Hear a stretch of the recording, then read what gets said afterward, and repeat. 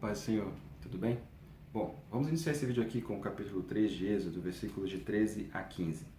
Disse Moisés a Deus: Eis que quando vieram aos filhos de Israel, e lhes disser: O Deus de vossos pais me enviou a vós outros. E eles me perguntarem: Qual é o seu nome? Que lhes direi? Disse Deus a Moisés: Eu sou o que sou. Disse mais: Assim dirás aos filhos de Israel: Eu sou, me enviou a vós outros. Disse Deus ainda mais a Moisés: Assim dirás aos filhos de Israel: O Senhor, o Deus de vossos pais, o Deus de Abraão, o Deus de Isaque e o Deus de Jacó, me enviou a vós outros. Este é o meu nome, eternamente, e assim serei lembrado de geração em geração. Deus se nomeia aqui como eu sou, né? Eu sou o que sou, o Senhor, Deus de vossos pais, Deus de Abraão, Deus de Isaque e o Deus de Jacó. Essa é a apresentação de Deus para Moisés, que também seria a apresentação dele para o povo de Israel.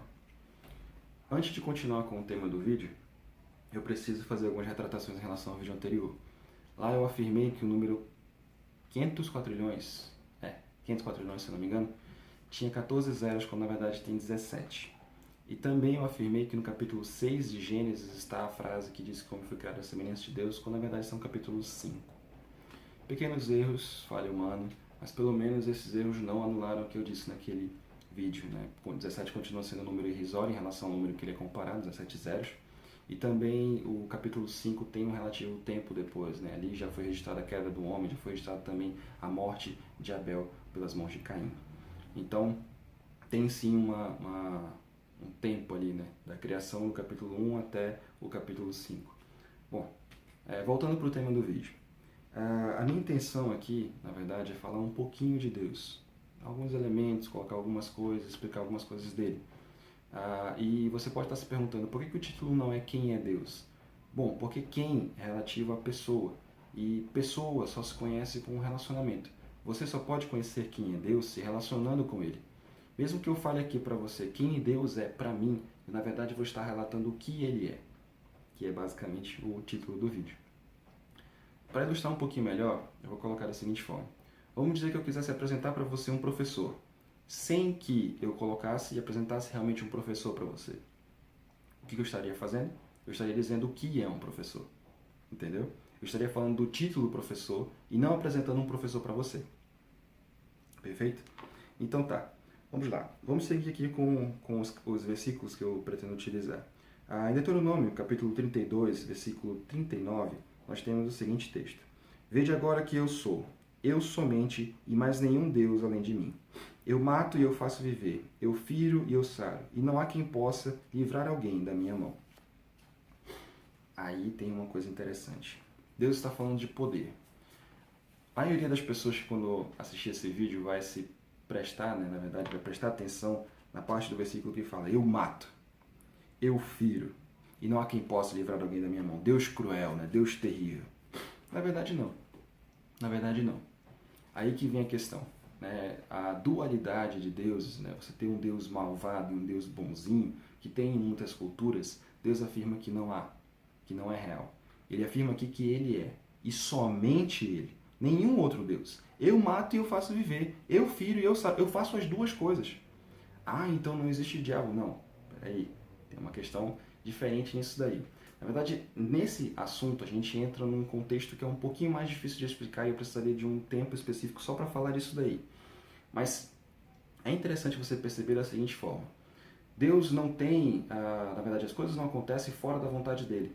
É isso que é afirmado. Né? Não há quem possa livrar alguém da minha mão, ou seja, não há quem possa tirar o que eu quero fazer. Se eu disser que eu vou fazer, eu vou fazer. Se eu quiser matar, eu vou matar. Se eu quiser fazer viver, eu vou fazer viver. Não tem quem duele comigo. Não tem uma entidade, um outro ser que brigue comigo por poder. O poder é meu e somente meu. É isso que Deus está falando. Ele não é um Deus cruel, ele não está querendo ser cruel e não está falando de forma para ser cruel. Entendeu? Não é uma questão que você possa dizer assim, não, Deus está sendo cruel aqui, ele está sendo malvado com o homem, né? Tadinho do homem, ele mata o homem. Ele não deu a vida? Ele não criou? Você já deveria estar feliz por estar vivo. Se Deus te mata, já é uma outra situação. Vamos dizer, pensa assim, lá na criação, o homem foi criado à imagem, como eu havia colocado lá no último vídeo, Deus criou o homem à imagem. Lá na criação, o homem é uma imagem dele. O que é uma imagem? Vamos dizer, uma selfie. Quantas selfies você já tirou na sua vida? Quantas fotos você já tirou de você mesmo? Se você for lá e apagar as fotos que você tirou de você mesmo, que você não gostou, alguém pode questionar? A câmera era sua, a imagem é sua, a foto é sua, tudo ali é seu. Quem pode reclamar que você não gostou de uma selfie sua? Sua! Sem mais ninguém na foto. Ninguém. Então, se Deus matar toda a humanidade, ele está apagando o registro das selfies que ele não gostou. Qual o problema nisso? É aí que vem a questão. Por que Deus, na verdade, é malvado porque ele está apagando uma selfie que ele não gostou? Só porque você tem consciência? Só porque você vai sentir dor? Mas e a selfie? Se ela tivesse consciência e começasse a sentir dor, quantas vezes o homem não ilustra isso na mídia, né? Na verdade, nos filmes, no teatro, em livros? Tem várias histórias em que o homem cria um ser que passa a ter consciência e se volta contra o homem. As máquinas, né? Os robôs. Isso é ilustrado em vários locais. Você com certeza já deve ter ouvido falar de alguma história que ilustra isso daí. A máquina cria consciência e se volta contra o homem. Em algum momento o homem tira a razão dele próprio de ir contra a máquina? Não. De querer destruir a máquina, de fazer o seu benefício com ela, porque não, mas aí vem uma outra ideia, né? Existe sim uma briga, né, de dizer assim, não, que a máquina adquiriu consciência para adquirir consciência semelhante ao ser humano. Aí vem a questão. O homem não é semelhante a Deus. O adquirir consciência é simplesmente pela questão de proporção. Nós somos uma foto de Deus. Temos consciência porque Deus é muito acima, muito elevado. E na verdade, e é isso que eu já vou chegar, por ser tão elevado, eu também sou um pouco acima. Quando eu pego e tiro uma imagem de mim, esse fica um pouco mais abaixo. A minha imagem não consegue falar, não consegue pensar, não tem consciência. A imagem de Deus que eu sou já consegue falar, consegue pensar e ter consciência, né?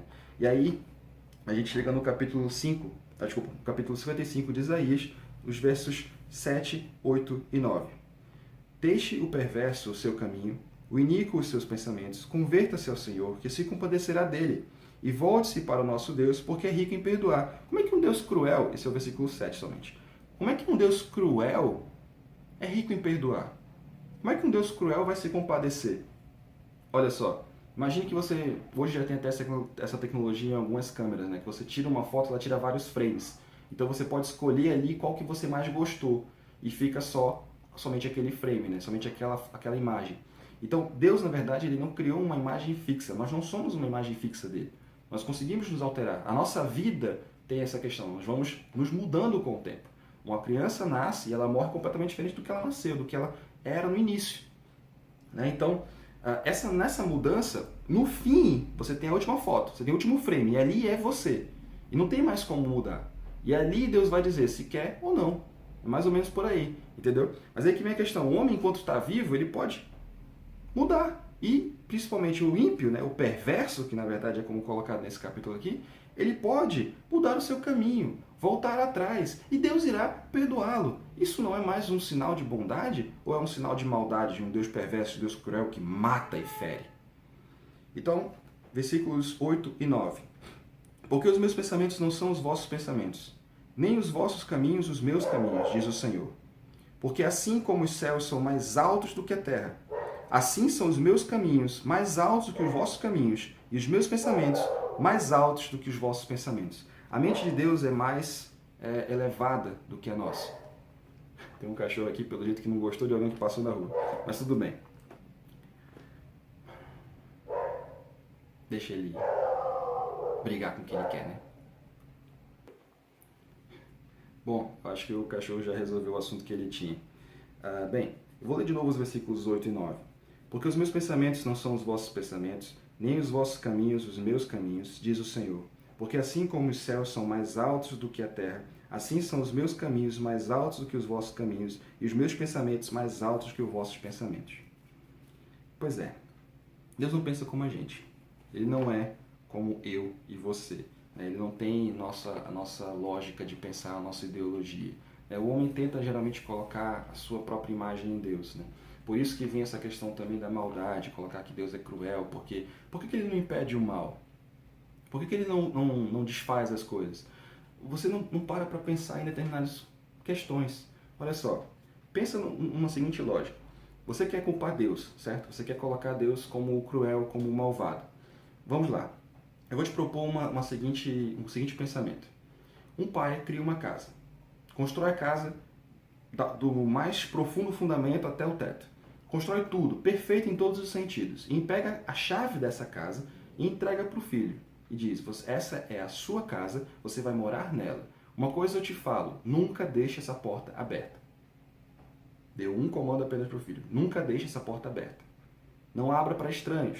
Né? Basicamente isso. Não abra para estranhos. Perfeito. E vai embora. Por que ele vai embora? Por que ele não fica naquela casa? Porque se ele ficasse naquela casa, o filho ia ser intimidado pela presença do pai, assim como o pai é. Porque ele estaria constantemente sendo vigiado por ele. Então o pai meio que se ausenta e deixa o filho viver dentro da sua casa. Ok? Então tá. Quando o pai retorna, tá tudo certo, tudo bem, tudo tranquilo, ele vai novamente se ausentar. Quando ele retorna uma outra vez, em algum dia, em algum momento, ele vê que a porta está arrombada. Ele abre a porta, entra na casa do filho e olha para o filho e tem uma pessoa sentada no sofá. Uma pessoa que ele sabe que é um bandido, que morava, né, que vivia ali nas redondezas daquela casa. Ele sabia que aquele bandido existia ali e aquele bandido está dentro da casa do filho. Mas a porta está arrombada. O que aconteceu?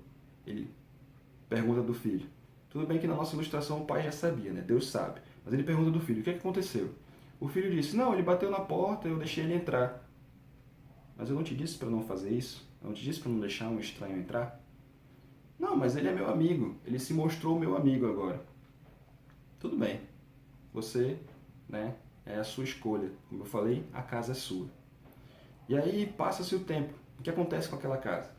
As paredes são completamente pichadas, né, e sujas, completamente sujas. Não existe um único ponto limpo naquela casa depois. Todos os móveis que existiam ali, tudo que estava bonito, perfeito em todos os sentidos, começa a ser degradado com o tempo. Porque aquele visitante não apenas vem sozinho, chama outros. E esses outros vão cada vez quebrando mais. A porta que estava arrombada deixa de existir, não existe mais porta. Quebram-se as janelas, quebram-se os vidros da casa, quebram-se todas as coisas. Não existe mais nada que funcione naquela casa. Tudo está destruído e quebrado. Não existe uma única telha boa. Não existe mais nada que preste naquela casa. E a culpa é de quem? Do pai. Entendeu? Quem foi que abriu a porta? Quem foi que desobedeceu? Quem foi que fez aquilo que foi dito para não fazer? Entendeu? Então, nesse aspecto, Deus não é mau, tá? E é isso que você precisa entender. Deus não é mau. Os seus pensamentos são mais elevados. Ele viu algo que nós não conseguimos ver. Os seus caminhos são mais elevados. Ele está trilhando algo que nós não conseguimos entender. O homem fala que Deus escreve certo por linhas tortas, mas isso está completamente errado. Pensa comigo. Se eu colocar uma câmera na ponta de uma caneta e for acompanhar tudo que eu escrever, a câmera vai ficar tonta de tantos giros e voltas que eu vou dar para escrever o que eu quiser. Por quê? Porque na minha escrita, se você está olhando aqui neste ponto, parece tudo torto. Mas se você der um pouquinho de foco e sair daquilo ali, sair da ponta da caneta e for, em teoria, para a altura da minha cabeça, você vai ver que eu estou escrevendo numa linha perfeita. Que a minha letra e a minha caligrafia, na verdade, é muito boa. E justamente por dar tantas voltas, é que ela é tão boa.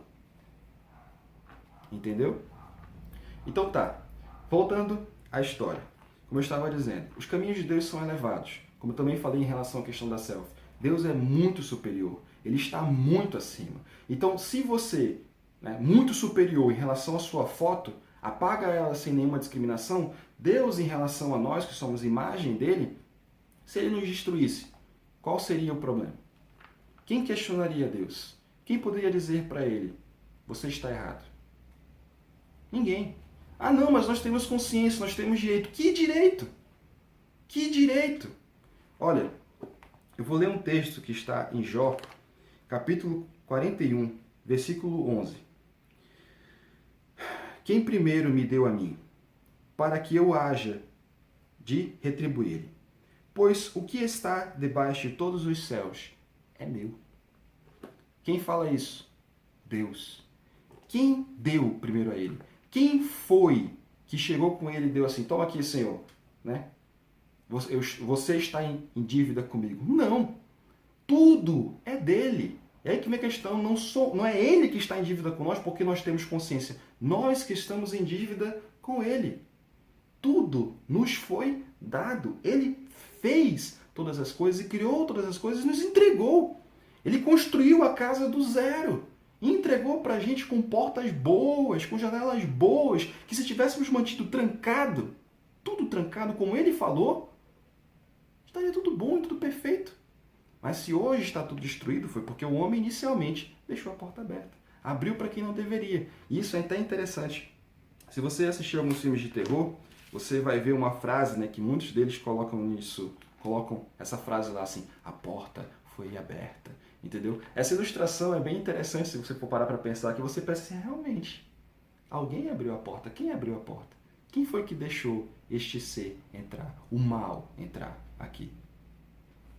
Bem, seguindo por esse versículo que eu acabei de ler de Jó, também nós podemos ter uma outra interpretação, que é auxiliada pelo versículo que está no capítulo 15, o versículo específico, até esqueci o número dele, versículo 22 do capítulo 15 de 1 Samuel. Assim está escrito. Porém, Samuel disse, tem porventura o Senhor tanto prazer em holocaustos e sacrifícios, quanto em que se obedeça a sua palavra? Eis que obedecer é melhor do que sacrificar, e o atender melhor do que a gordura de carneiros. Aí que vem a questão, como eu estava dizendo, ninguém deu nada a Deus, e ninguém vai retribuir nada a Deus, não adianta. Algumas pessoas vão querer dizer assim, olha, você tem que espremer algo de Deus. Deus tem que te entregar o melhor dessa terra. Você é filho de Deus. Não entra por aí. Não entra por aí. Se ele já disse, não teve ninguém que me deu primeiro. Não teve ninguém. Eu sou. Né? Eu vim antes de tudo. Eu sou antes de tudo. Lá em Apocalipse, Deus fala, eu sou o alfa e o ômega, o princípio e o fim. Ele está no início, ele está no fim. Então você não pode argumentar e principalmente querer extrair algo dele. Você não pode chegar e dizer assim, eu preciso disso, eu quero isso. Isso é meu direito. Que direito? Que direito? Que direito tem uma selfie em relação a quem tira a selfie? Que direito tem a imagem em relação a de quem ele é? Nada. Não tem nenhum direito. A selfie em si não tem nenhum direito. Se alguém tirasse a tua foto, poderia ser, mas seria o teu semelhante, alguém parecido com você, e não o ser inferior. E se, porventura, fosse colocado, né, que esse ser tem a capacidade, esse ser teria que ser semelhante a você. E aí que vem a questão, nós não somos semelhantes a Deus. O que eu estava falando lá no capítulo 5 de Gênesis, né, que é registrado que Deus criou o homem à sua imagem e semelhança, isso foi em relação a Adão. E eu não sei nem o que essa semelhança significa. Sendo bem sincero, a Bíblia não descreve. Ela descreve a criação do homem em relação ao pó. O homem sendo criado do barro e Deus soprando sobre ele, nas suas narinas, na verdade, a vida. É o seu fôlego, o fôlego de vida. E se tornou ali a alma vivente. Então, ela descreve o momento da criação do homem. E nesse momento, ele descreve como foi criado a imagem de Deus. A semelhança é registrada no capítulo 5 e em nenhum momento explica como. Quando que o homem adquiriu essa semelhança? Não sei. Mas ali estava, criado a semelhança de Deus. Então, beleza, foi criada a imagem e a semelhança, mas como? Onde está isso daí? Essa semelhança de Deus é uma questão que eu também prefiro deixar para outro vídeo, né, que eu acho que eu já até entrei muito nesse assunto, quando na verdade eu deveria deixar para um outro momento que eu possa explicar melhor isso daí e poder detalhar melhor essa questão de semelhança e buscar inclusive outras passagens que deem esse embasamento. Mas a questão é que nós não somos semelhantes a Deus só por nascer nesse mundo. Adão foi criado à semelhança de Deus, mas como que ele foi criado eu não sei. Eu não posso afirmar que só por ter vindo para cá eu sou semelhante a Deus. Eu não sou. Eu posso ter consciência. O diabo, grande mentiroso, que é colocado lá em Gênesis, afirmou para a mulher que se ela comesse do fruto que Deus havia dito para não comer, seria semelhante a ele. Quem disse isso? Um mentiroso. Você vai acreditar em um mentiroso? Você vai acreditar que esse mentiroso falou a verdade nesse momento? Não, não, não.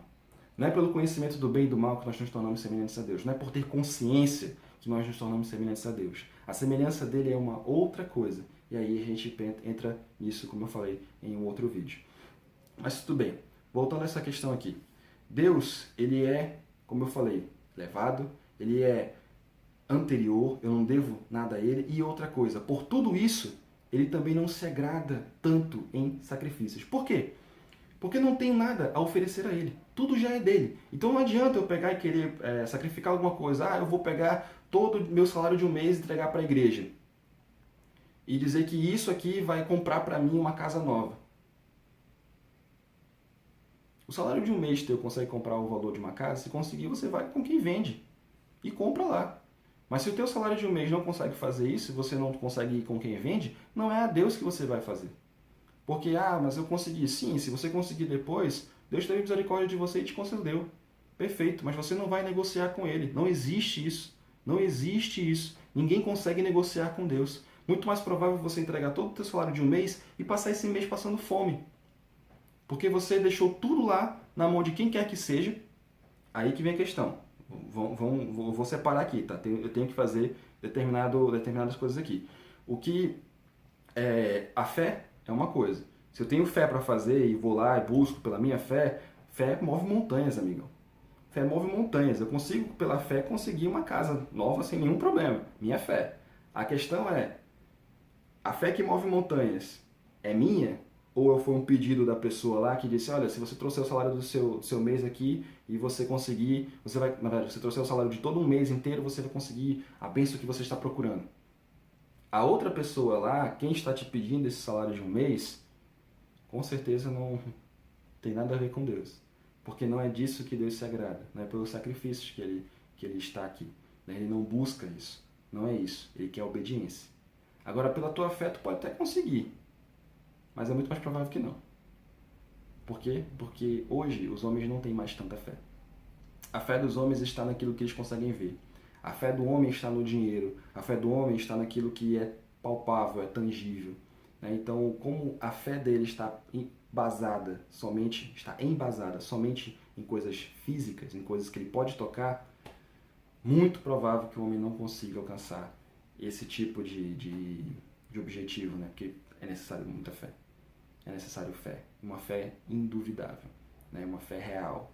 Não como que a Bíblia também descreve, né? Uma fé que é como se fosse as ondas do mar, né? Que vem, que é impelido pelo vento, né? Que vai e volta dependendo da vontade de qualquer coisa. Mas, pois é. Voltando a essa história, já me perdi um pouquinho demais até. Deus, ele é, sim, soberano, né? E, na verdade, na sua soberania, ele tem muitas características muito maiores que eu não posso e fica muito difícil de escrever.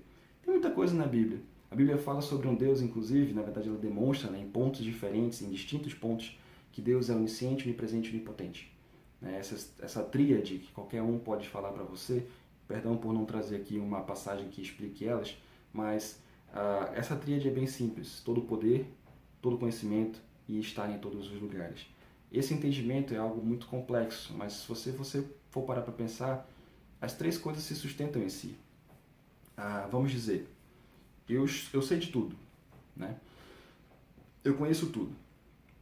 Para conhecer tudo, eu preciso primeiro poder. Como é que eu vou conhecer algo que eu não posso? Entendeu? E para conhecer tudo, eu também tenho que estar em todos os lugares. Eu conheço mais ou menos o que está acontecendo aqui, mas eu não sei o que está acontecendo, por exemplo, do outro lado da cidade. Eu não conheço, eu tenho que estar lá para poder saber. Então, o fato de você estar aqui e ir lá te permite ter esse conhecimento. Como é que eu posso saber, por exemplo, como é que funciona uma célula? Eu tenho que estar dentro da célula, lá dentro, no menor partículazinha, sabendo o que está acontecendo ali, observando tudo, para poder conhecer, né? Poder estar lá e estar lá. Então, ter todo o conhecimento também está relacionado a estar em todos os lugares e ter todo o poder. Ter todo o poder, poder também é interessante. Eu posso fazer algo que eu sei como fazer e que eu estou no lugar certo para fazer. Só precisa disso. Mas não precisa de objetos? Não. Se eu souber como fazer sem determinadas coisas, eu posso fazer. Entendeu? Eu só preciso estar no lugar certo. Aí sim realmente é necessário estar no lugar correto. Então, estar em todos os lugares e ter todo o conhecimento também significa ter todo o poder. E aí vem a questão, estar em todos os lugares, porque Deus conhece como estar em todos os lugares e Deus pode estar em todos os lugares. Então essa tríade meio que se autocompleta, entendeu? É uma coisa que gira ao redor de si mesmo, por assim dizer. Então um ser que tem esses três elementos, tem os três porque tem os três, tem um porque tem os outros dois, tem os dois porque tem um, entendeu? Fica meio que autodependente essa relação. E isso aí é fácil de entender, mas é bem complexo a sua extensão, né? A sua, vamos dizer, o que repercute disso aí, ok? Então tá, eu já falei um pouquinho de Deus e essa minha pequena apresentação eu creio que já tenha mostrado um pouquinho de quem Ele é. o texto, né, do capítulo 55, se eu não me engano, 55 de Isaías, versículo 7, ali fala de um Deus piedoso. E Deus realmente é piedoso. Nunca esqueça disso. Não importa o que você faça de errado. Tem um outro capítulo interessante, eu vou até procurar agora, eu não tinha separado antes, mas é bom ler para você, por assim dizer, ficar mais alegre, né? Porque com certeza traz grande alegria esse texto. É mais ou menos o seguinte, capítulo 8 de Romanos, versículos 38 e 39.